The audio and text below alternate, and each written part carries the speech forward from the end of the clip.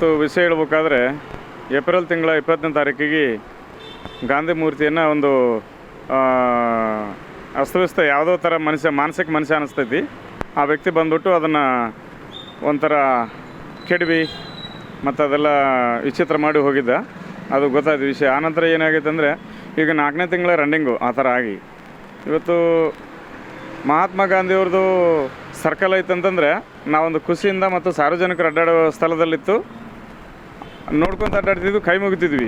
Mahatma Gandhi circle ಬಂದಿವಿ ಅಂತೇಳಿ address ಕೂಡ ಹೇಳ್ತಿದ್ವಿ. ಏನಾದರೂ ಸಂದರ್ಭ ಬಂದಲ್ಲಿ ಅಲ್ಲಿ ಮಾಲಾರ್ಪಣೆ ಮಾಡೋದಾಗಲಿ, ಅಲ್ಲಿಂದ ಏನಾದರೂ ಧರಣಿ ಪ್ರತಿಭಟನೆ ಆಗಿರ್ಬೋದು, ಅಲ್ಲಿಂದ ಪ್ರಾರಂಭ ಮಾಡೋದು ಮಾಡ್ತಿದ್ವಿ. ನಂತರ ಈಗ 4 ತಿಂಗಳ ಇನ್ನು ಇದನ್ನು ಪೆಂಡಿಂಗ್ ಮಾಡಿದ್ದಾರೆ ಅಂತಂದ್ರೆ ಭಾಳ ದುಃಖಕರವಾದಂಥ ವಿಷಯ. ಮಹಾತ್ಮ ಗಾಂಧಿದು ಯಾಕೆ ಮಾಡ್ಬೇಕಪ್ಪ ಅಂತಂದ್ರೆ ಇಡೀ ವಿಶ್ವದಲ್ಲಿನೇ ಮಹಾತ್ಮ ಗಾಂಧಿಯವರು ಎಷ್ಟು ದೊಡ್ಡ ವ್ಯಕ್ತಿ ಅನ್ನೋದು ಕೂಡ ಗೊತ್ತು. ನಾವು ಅವ್ರ ಒಟ್ಟಾಗ ಅವ್ರ ಮೊಮ್ಮಕ್ಕಳಾಗಿ ಹುಟ್ಟಿದ್ರೆ ಅಂತಂದ್ರೆ ಭಾಳ ಖುಷಿ ಪಡ್ತಿದ್ವಿ.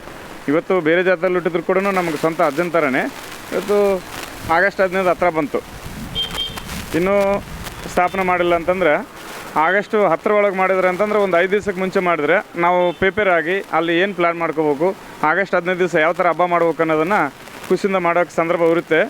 ಇದು ಇನ್ನೂ ತಡೆ ಆಯ್ತಂದ್ರೆ ಮನುಷ್ಯರಿಗೆ ಭಾಳ ಬೇಜಾರಾಗ್ತದೆ. ಮಹಾತ್ಮ ಗಾಂಧಿ ಪುತ್ಥಳಿಗೆ ಯಾರೋ ಕಿಡಿಗೇಡಿಗಳು ವಿರೂಪಗೊಳಿಸಿದ್ರು. ಈಗಾಗಲೇ ಅದನ್ನು ಮಾಡಲಿಕ್ಕೆ ಸಂಪರ್ಕ ಮಾಡಿದ್ವಿ, ಆರ್ಡ್ರನ್ನೂ ಸಹ ಕೊಟ್ಟಿದ್ದೀವಿ. ನಾವು ಆಗಸ್ಟ್ 15 ಮಾಡಬೇಕಂತ ಹೇಳಿದ್ವಿ.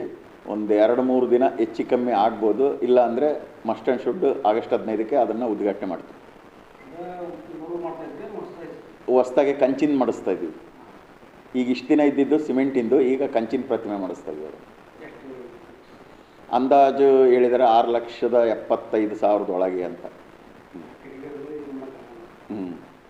ಅದನ್ನೇನು ಮಾಡೋಕ್ಕಾಗಲ್ಲ. ಅದು ಇದು ಮಾಡಿದರೆ ಅದೇನು ಡ್ಯಾಮೇಜ್ ಆಗಲ್ಲ. ಅವಾಗ